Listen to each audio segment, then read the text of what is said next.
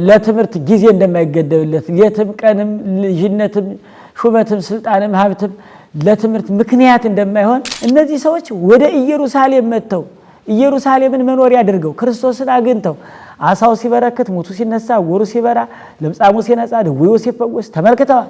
ከጸጋ ከሚገኝባት ከሰንበት ትምህርት ቤቱ ከህብረቷ ከዝማሬው ከስብከቱ ከአንድነቱ ከጽዋው ከክርስትናው ከበጎ ነገር ከነበሮች ከቤተ ክርስቲያን በጎ ተልእኮ ወደ ዓለማዊ ግብር የሚወጡ አብዛኛውን ትውልዱን የሚያስጨንቁ ያልሆነ ነገር የሚናገሩ ከንፈሮች አሉት። ምን አለ ስለሆነው ነገር ብንነጋገር። ክርስቲያኖች በተለይ ለክርስትና ህይወት ነበር አይጠቅምም ነው ማለት ነው ትልቁ ነገር። ድሮ ሰንበት ተማሪ ነበርኩ፣ ድሮ ሰባኪ ነበርኩ፣ ድሮ እንዲህ ነበርኩ፣ ድሮ በጎ ሰራ ነበር፣ ድሮ ረዳ ነበር፣ እንዲህ አደርግ ነበር። ይሄ የድር መሪ ወግ ነው። ሰው ስጋው ደግሞ ተቀበል ሲል አይኔ ይጠፋል ብሎ ያስባል። አይነ ስጋው አይነ የተሰወረበት ሰው እንዲህ ነው የሚያስብ። እኔና እናንተ ልናደርገው የሚገባን በዘመነ ትንሣኤ ለትንሣኤ ለክብር መነሳት የሚያበቃ ስራ መስራት እንጂ 24 ሰዓት መብላት ብቻ አይደለም። ያ ማለት አትብሉ ማለት ግን አይደለም። ከመባሌት ጋር 24 ሰዓት ከሚያሰክሩ መጠጦች ጋር ተተክሎ መኖር ይህ ትንሣኤን ማክበር አይደለም። ፋሲካ የሌላቸው ጾሞች አሉ። ፋሲካ የሌላቸው ትንሣኤ የሌላቸው እግርን ዘርግቶ ጊዜን አባክኖ ገንዘብን አጥፍቶ 24 ሰዓት በመብል በመጠጥ ትንሣኤ ነው በማለት ብቻ ጊዜ ማሳለፍ ተገቢ አይደለም። ከመገብርኄር ለእግዚአብሔር ተቀነዩ በኩሉ ጊዜ ወበኩሉ ሰዓት ከመገብርኄር ለእግዚአብሔር ተቀነዩ። በስመ አብ ወወልድ ወመንፈስ ቅዱስ አሃዱ አምላክ አሜን። ውድ ኦርቶዶክሳውያን የፈለገ አእምሮ ሚዲያ ተከታታዮች በውስጥ በውጭም ያላችሁ በልዑል እግዚአብሔር ፍጹም ሰላም እንደምንሰነበታችሁ። ልዑል አምላክ ቅዱስ እግዚአብሔር በሀብቱ ስቦ በረድኤቱ መግቦ በቸርነቱ ተንከባክቦ እስከ ሰዓት ድረስ ያደረሰን ዘርዝረንና ተናግረን ስለማንጨርሰው ቸርነቱ ልዑል አምላካችን ክብርና ምስጋና ይድረሰው። እናታችን ቅድስት ድንግል ማርያም ክብርና ምስጋና ይድረሳት። ቅዱሳን አባቶቻችን ሁሉ ክብርና ምስጋና ይድረሳቸው። እንደሚታወቀው በየሳምንቱ እሁድ ቤተክርስቲያናችን ለምእመናን የምታስተምረውን ትምህርት እንዲሁ ቤተክርስቲያን መሄድ ላልቻሉና በተለያየ ምክንያት ከቤተክርስቲያን ላልደረሱ እንዲሁም ደግሞ ትምህርት ደግሞ ጨምሮ ሲሰሙት ይሰርጻል። እንደዚሁ ሁሉ በየቤተ ክርስቲያኑ የምንማረውን በቤታችንም ሆነን መልሰን መላልሰን ስንሰማው እጅግ ኃይልን፣ ጸጋን፣ ብርታትን፣ ረድኤትን ያሰጣል ያሳድራል እና ከዚህ አንጻር በየሳምንቱ እሁድ አብይ ጾም ከገባ ከመጀመሪያው እሁድ ጀምረን የተለያዩ መምህራንን በየሳምንቱ ቤተክርስቲያን የምታከብራቸውን የቤተክርስቲያን መዝሙራት፣ ምንባባት እነሱን ወደ እናንተ እያደረስን እንገኛለን። ዛሬም እንደተለመደው ትንሣኤ ከገባ ሶስተኛውን እሁድ ይዘን የምንቀጥልበት ነውና ስለ ሶስተኛው ሳምንት የአብይ ጾምን ሳምንታት የመጀመሪያውን ዘወረደ ቅድስት ምኩራብ መጻጉዕ ደብረ ዘይት ኒቆዲሞስ ገብርኄር ሆሳዕና ብለን አይተነው እንደመጣን በዚህም በትንሣኤ 50 ዕለታት ያሉትን ሰንበታት ቤተክርስቲያናችን እንዲሁ ለይታ ታከብራቸዋለች። የመጀመሪያውን ትንሣኤ፣ ሁለተኛውን እሁድ ዳግም ትንሣኤ፣ ሶስተኛው ደግሞ አሁን የምናየው ዛሬ ፍኖተ ኤማሁስ ይቀጥላል። ጥብርያዶስ፣ ጴጥሮስ እንዲህ እያለ ይቀጥላልና በየሳምንቱ የምንገናኝ ይሆናል። ዛሬ በማህሌታችን በቤተክርስቲያናችን ስርዓት መሰረት ቀደም ብሎ ይደወላል። ሊቃውንተ ቤተክርስቲያን ገብተው ስርዓተ ማህሌቱን ሲያገለግሉ ሲያመሰግኑ ያድራሉ።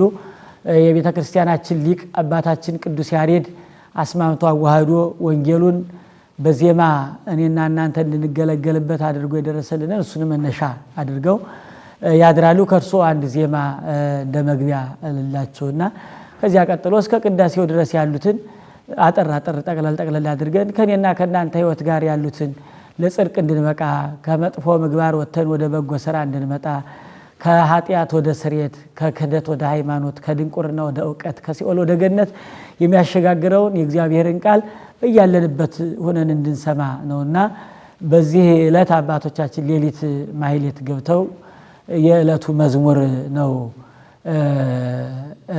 የሚጀምሩት። ከዕለቱ መዝሙር ነው የሚጀምሩት። ወበእሁድ ሰንበት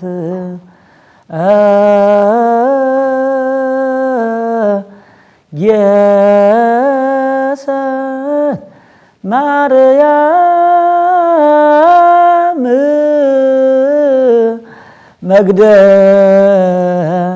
መግደላዊት በጽባሕ ሀበ መቃብር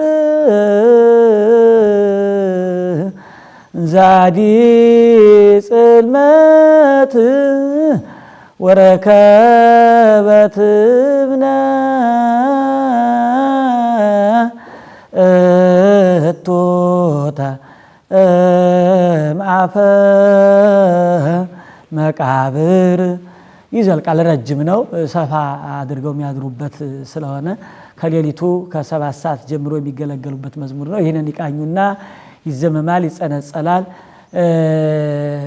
ከዚያ በኋላ በግራ በቀኝ ተመሪ ያለ አባቶቻችን እየተቀባበሉ ቅኔውም ወድሱም እያሉ ያድራሉ።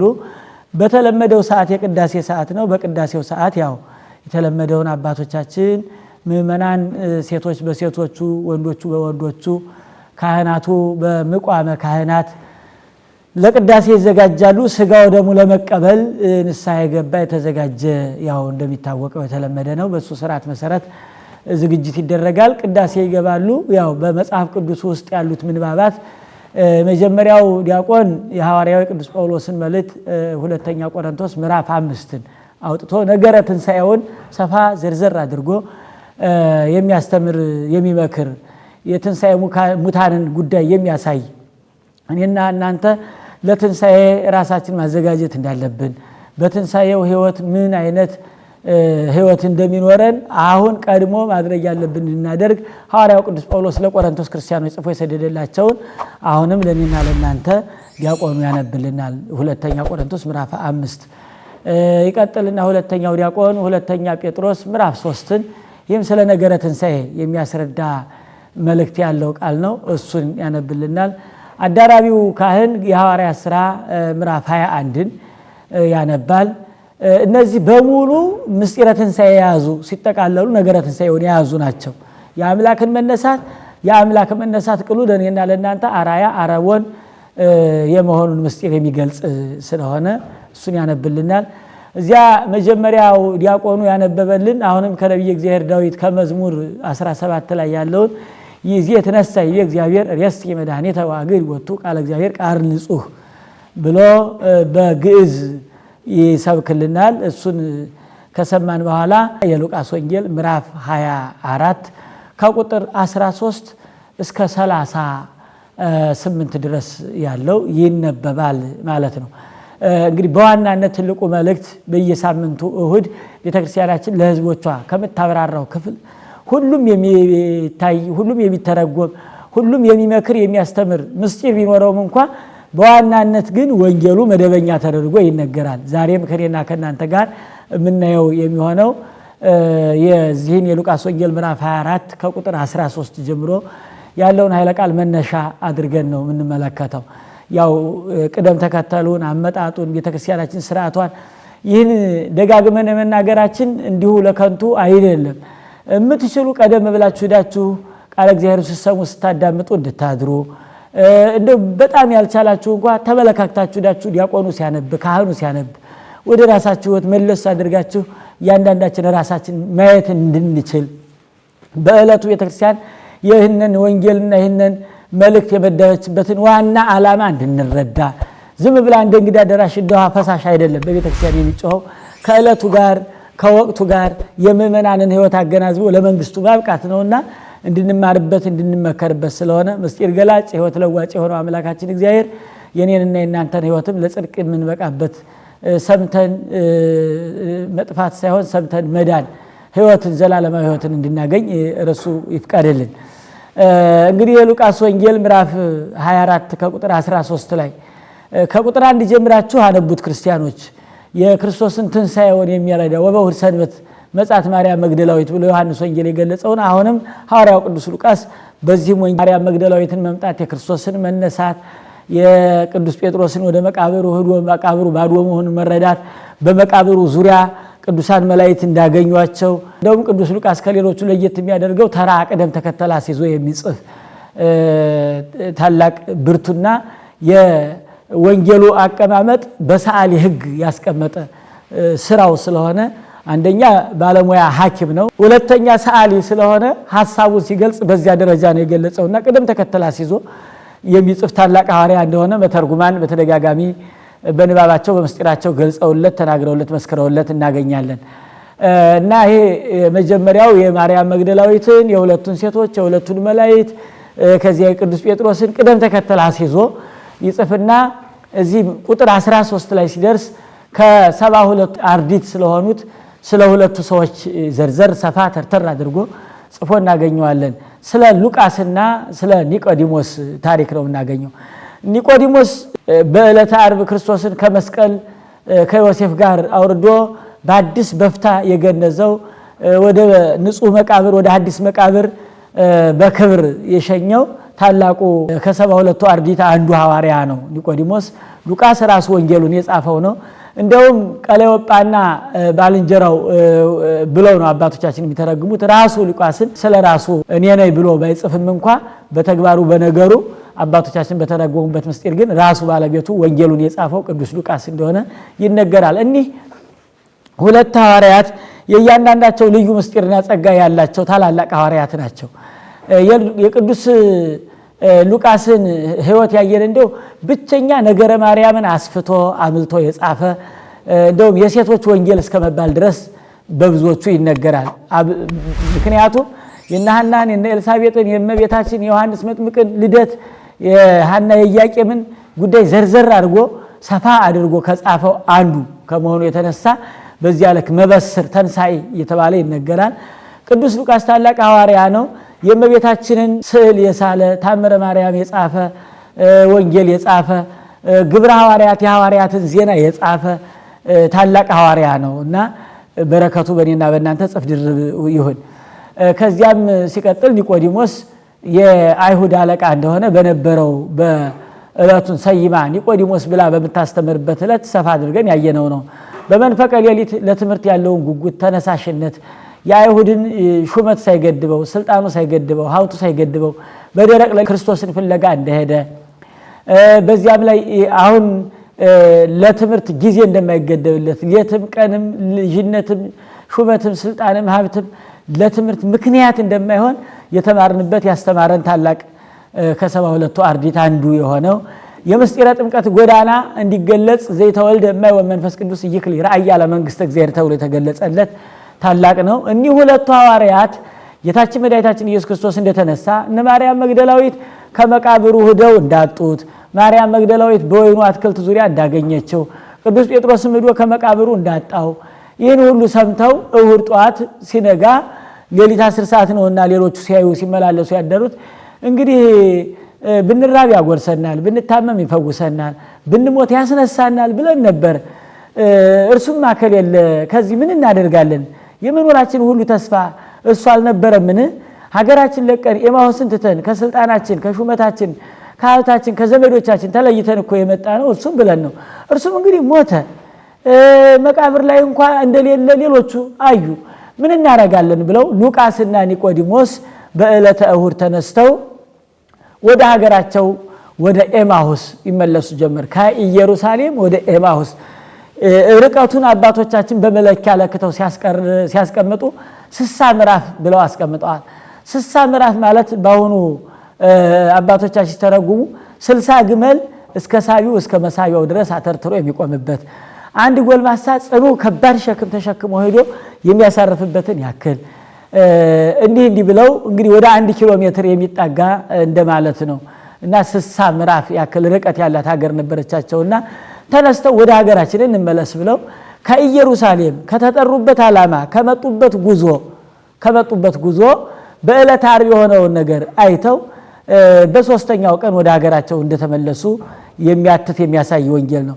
ኦርቶዶክሳውያን እንግዲህ እኔና እናንተ ብዙ ጊዜ ከጀመርናቸው በጎ ነገሮች ወደ ኋላ መመለስ እንደሌለብን በእነዚህ ሐዋርያት በዚህ ክፍለ ወንጌል የምንማረው ነው።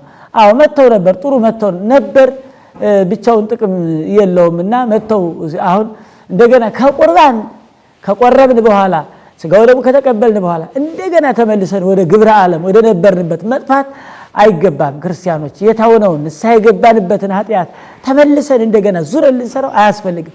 ሉቃስና ኒቆዲሞስ ትተውት መተው ነበር። ያን የዓለም የዘመድ ፍቅር ጣዕመ ዓለም በሀገራቸው ይደረግ የነበረው እሱን ሁሉ ትተው ክርስቶስን ተከትለው ነበር። ነገር ግን መከራውን አይተው የደረሰበትን ሁኔታውን ተመልክተው እስከ 3 ቀን እንኳን መቆየት ተስኗቸው ተመለሱ። ስንቶቻችን አሁን በተሰጠን ጸጋ ጸንተን ኑረናል? በተሾምንበት ኃላፊነት ባለን በተሰጠን ሀብት ባለን ጸጋ ማስተማር የሚያስተምረው በማስተማር የሚቀድሰው በመቀደስ የሚሰብከው በመስበክ የሚያርሰው በማረስ አስራቱን በኩራቱን አውጥቶ የሚያገለግለው ባለው መጽናት ያስፈልጋል።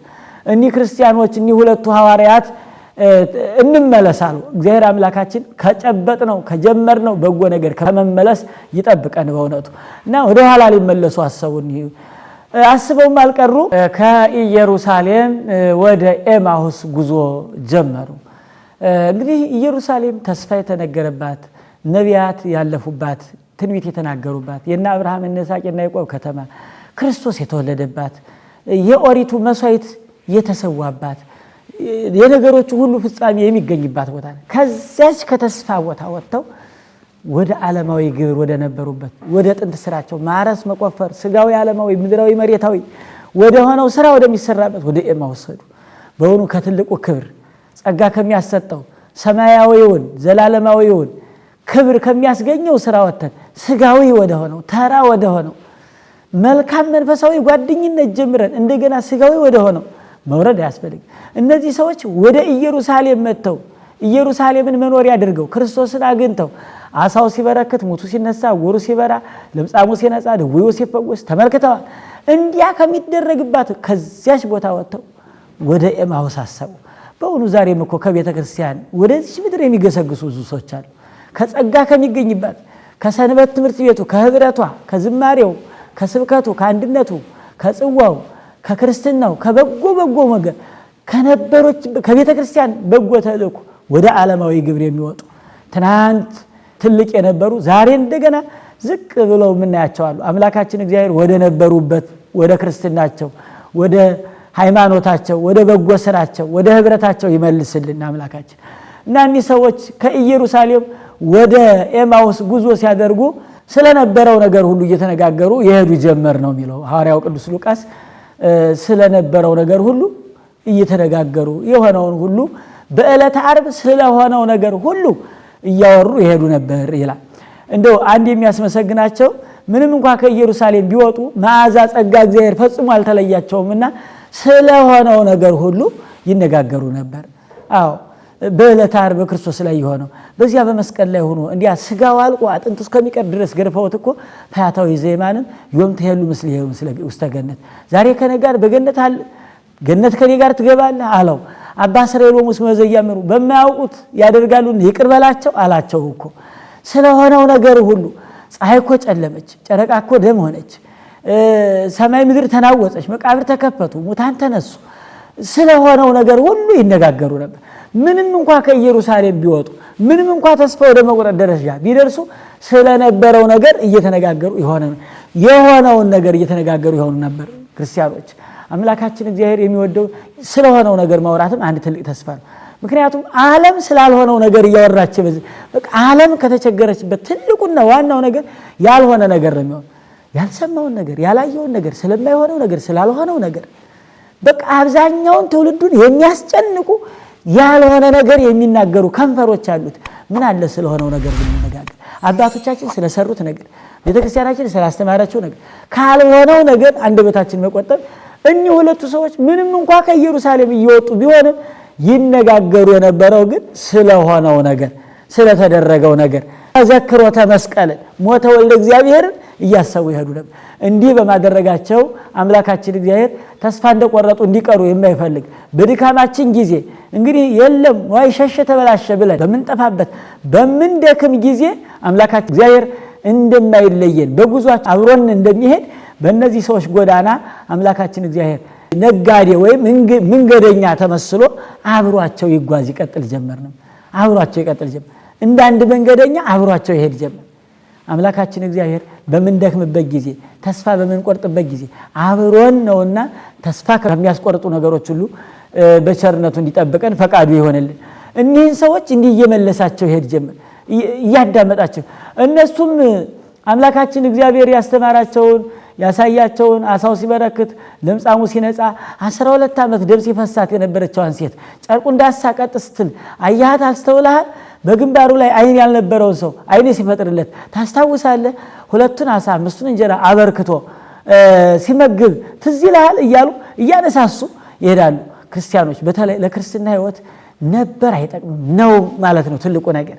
አዎ ነበር እንዲህ ነበር ድሮ ሰንበት ተማሪ ነበርኩ፣ ድሮ ሰባኪ ነበርኩ፣ ድሮ እንዲህ ነበርኩ፣ ድሮ በጎ ሰራ ነበር፣ ድሮ ረዳ ነበር፣ እንዲህ አደርግ ነበር።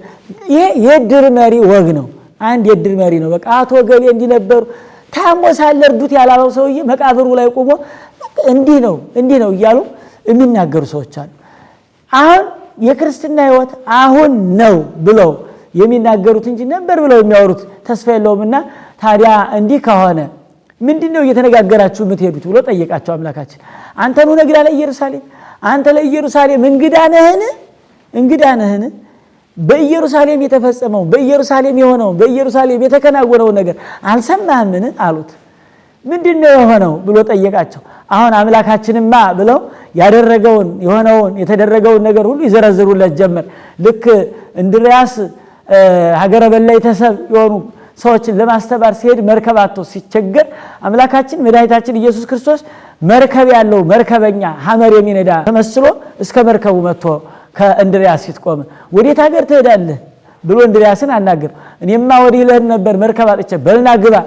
ምን ልታረግ ነው የምትሄደው? እኔማ እንዲህ ብሎ አምላኬ አስተምር ምከር ብሎኝ ብሎ ዘረዘረለት። አምላክ ማን ነው ሲለው አምላካችንማ ብሎ በጎን ያደረገው በቱ ማይጸን የተወለደ ከድንግል ማርያም የተወለደ ከሰማይ ሰማያት የወረደ ለሰው ልጅ ሲል ይህን ያክል መከራ የተቀበለ መቃብርን እንደተዘጋ ድል አድርጎ የተነሳ ሞትን ድል የነሳ አምላክ ነው እያለ ራሱን ባለቤቱን ክርስቶስን እንድርያስ እየሰበከው እያስተማረው ልክ እነዚህንም ሁለት መንገደኞች አምላካችን እግዚአብሔር በመካከላቸው ተገንቶ ስለሆነው ነገር ሁሉ ይነግሩት ጀመር። ታዲያ እንዲህ ከሆነ እናንተ እነ ማርያም መግደላዊት ካዩት ሌሎቻችሁ ጓደኞቻችሁ ወደ መቃብሩን ባዶ መሆኑን የጌታን መነሳት የአምላካችሁን መነሳት ከነገሯችሁ ለምን ከማመን ዘገያችሁ? እናንተ ለምን አላመናችሁ? እርሱ ራሱ እነሳለሁ ብሎ ካስተማራችሁ ባልንጀሮቻችሁ፣ ጓደኞቻችሁ፣ እህቶቻችሁ፣ ወንድሞቻችሁ እንደተነሳ ከነገሯችሁ እናንተ ከምን ለማመን ዘገያችሁ? እያለ ነቢያት ትንቢት ከተናገሩለት በሙሴ በሕጉ መጽሐፍ ከተጻፈ ሙቶ እንደሚነሳ ከተነገረ እናንተ ለምንድን ነው ይሄን ያላመናችሁት? እያለ እያነጋገራችሁ አሁን አምላካችን እግዚአብሔር አብሯቸው የሄደው ስለ ሁለት ነገር ነው። አንደኛ የረሱትን ሊያስታውሳቸው፣ ከጠፉበት ከወደቁበት ከራቁበት ጎዳና ሊመልሳቸው፣ ሁለተኛ የተማሩትን ነገር ማጥፋታቸው ተገቢ አይደለምና ሊገሰጻቸው። አዎ አባት ልጁን መምህር ደቀ መዝሙሩን አበምኔት አርዲቱን ገሰጾ መክሮ መያዝ አስፈላጊ ነገር ነውና ለምን አላመናችሁ? ተገቢ የሆነ ተግሳጽ እናንተ ከማመን ለምን ዘገያችሁ? አዎ ወልድ ዘይተገሰጸ ፈረስ ዘይተረየጸ ይላሉ አባቶቻችን። ያልተገራ ፈረስ፣ ያልተቆነጠጠ ልጅ፣ ያልተገሰጸ ትውልድ እንዲሁ ይሆናልና ለምንድን ነው ብሎ ይገስጻቸው ይመክራቸው ዘንድ አምላካችን እግዚአብሔር ይህንም ሲያደርግ ደግሞ ፍጹም ተስፋ በሚያስቆርጥ እኔ ነኝ ብሎ በሚያስደነግጥም አይደለም፣ ተስፋ በሚያስቆርጥም አይደለም። ታዲያ ለምንድን ነው ያላመናችሁበት? እያለ እንዲህ እየመከራቸው ነገራቸውን እየሰማ እያስረዳቸው እየተረዳ እየሰሙት እነሱም እየሰሙት እሱም እየነገራቸው ጉዟቸውን ሲቀጥሉ ወደ ኤማሁስ ወደ እነሱ ቤት ደረሱ። ወተቆልቁሎ ፀሐዩ ሊገባ ብሏል።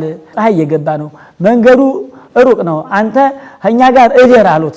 አዎ አምላካችን ያስተማራቸው አይደሉ? በጎ ነገር ፈጽሞ አልጠፋባቸውምና እንግዳ መገልገሉ፣ ሰው የሆነው ሁሉ በጎ ማሰቡ፣ መሽቶብሃል እደር ማለቱ፣ መተዛዘኑ፣ እባክህ እደር ፀሐዩ መሽቷል አሉት።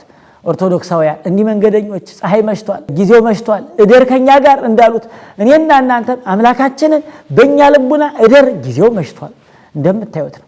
ፀሐይ የተባሉ መምህራኖቻችን ፀሐይ የተሰኙ በጎ ነገር የሚያሳዩ ፀሐይ የተሰኘ ዘመናችን እባክህ ጌታዬ በጎ እንድንሰራ ከኛ ጋር እደር ማለት ያስፈልጋል። ከኛ ጋር እደር አሉት። አምላካችንን ለሚጠሩት ቅርብ የሆነ ቅርብ እግዚአብሔር ለየዋሃን ልቡናቸው የዋህ ለሆኑ ቅርብ ነውና አምላካችን እሺ በጀ አላቸው። አብሯቸው ሊያድር ወደ ቤታቸው ገባ። በቤታቸውም ከገባ በኋላ አስተምሯቸዋል። በጸሎተ ሐሙስ ተቀብሎተ ነግድን ትህትና ሊደረግ የሚገባውን አስተምሯቸዋልና ከወገኖቻቸው ያቀረበላቸውን እራት ባርኮ ጸልዮ ጸሎተ ማዕድ አድርሶ የሚበሉትን ነገር ባርኮ መብራት እንዲገባ ለነዚህ ሐዋርያት ባርኮ ሰጣቸው።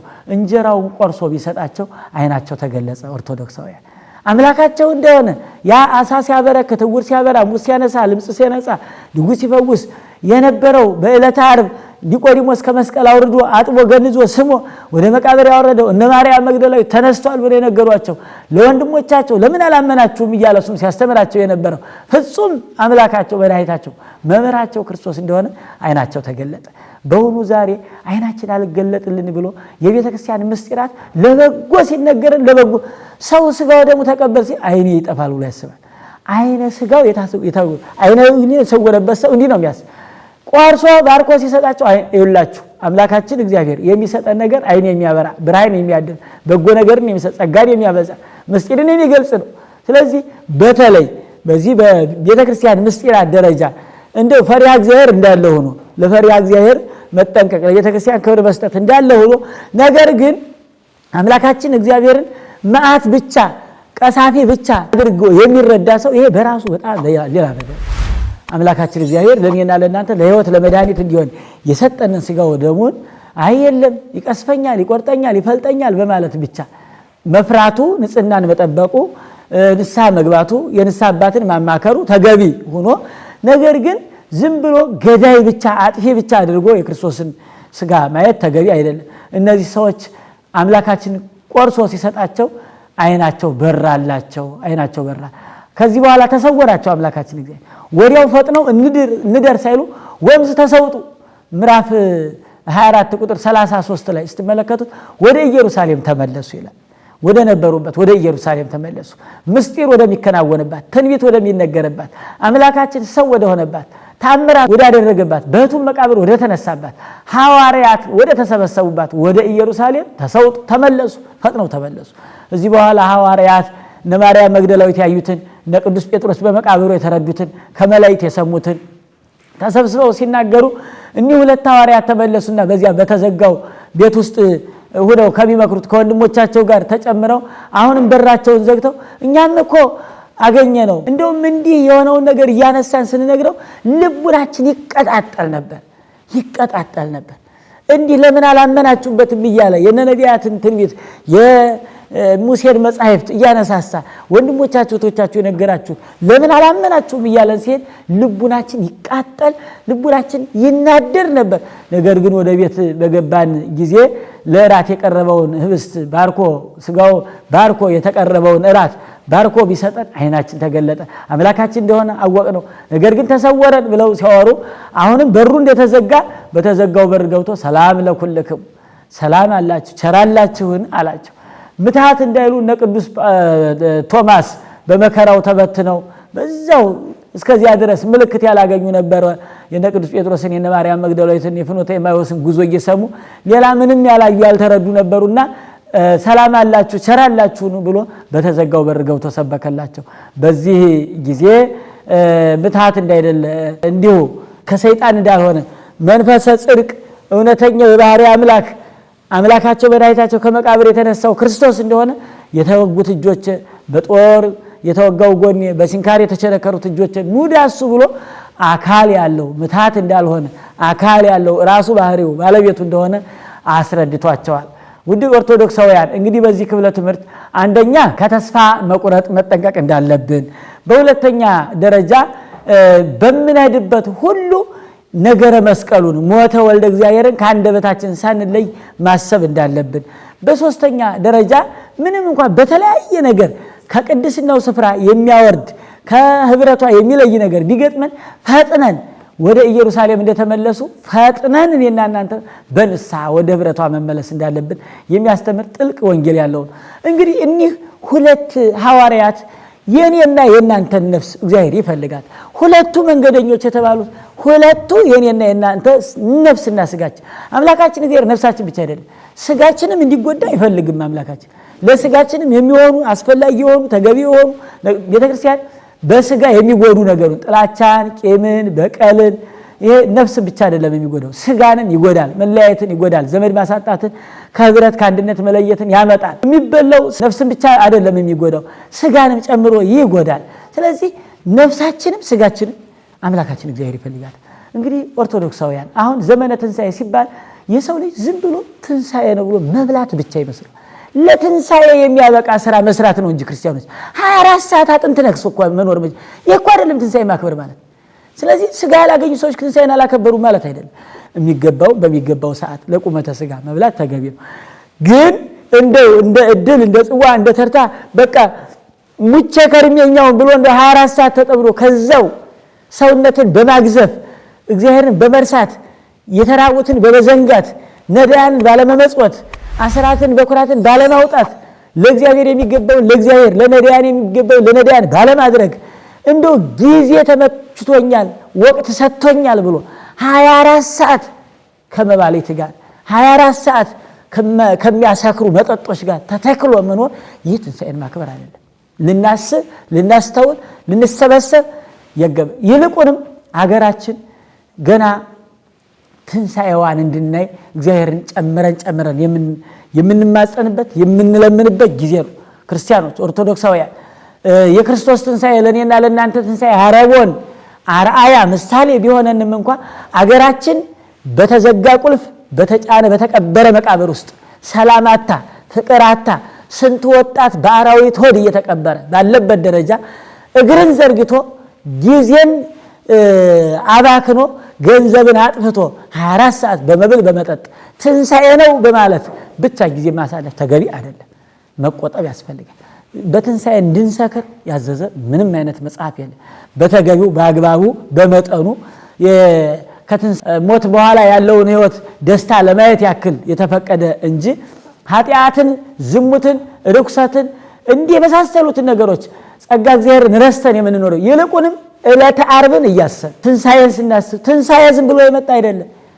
የዕለተ ዓርቡን መከራ አስቡት። ስጋው አልቆ አጥንቱ ብቻ እስከሚቀር 1 2 3 ተብሎ የጌታችን ሰውነቱ አልቆ ፈጽሞ ብቻውን በመልተ መስቀል እስከሚሰቀል ድረስ ለእኔና ለእናንተ የከፈለውን ዋጋ ከዚያ በኋላ ሙስና መቃብርን አጥፍቶልናል። ሁለተኛ በመቃብር ላለመያዝ ሁለተኛ የሞት ዕዳን ገንዘብ ላለማድረግ በመጠንቀቅ የተሰጠንን ትንሣኤ በጽሞና በጸሎት በመተባበር በፍቅር በአንድነት በመሆን ማክበር ያስፈልጋል እንጂ እንደው ዝም ብሎ ሆድን እያሹ እየተገላበጡ ምንም ቤተክርስቲያንን ረስቶ ዘንግቶ ተጋድሞ በማደር የሚያሳልፉት የትንሣኤ በዓል የለም።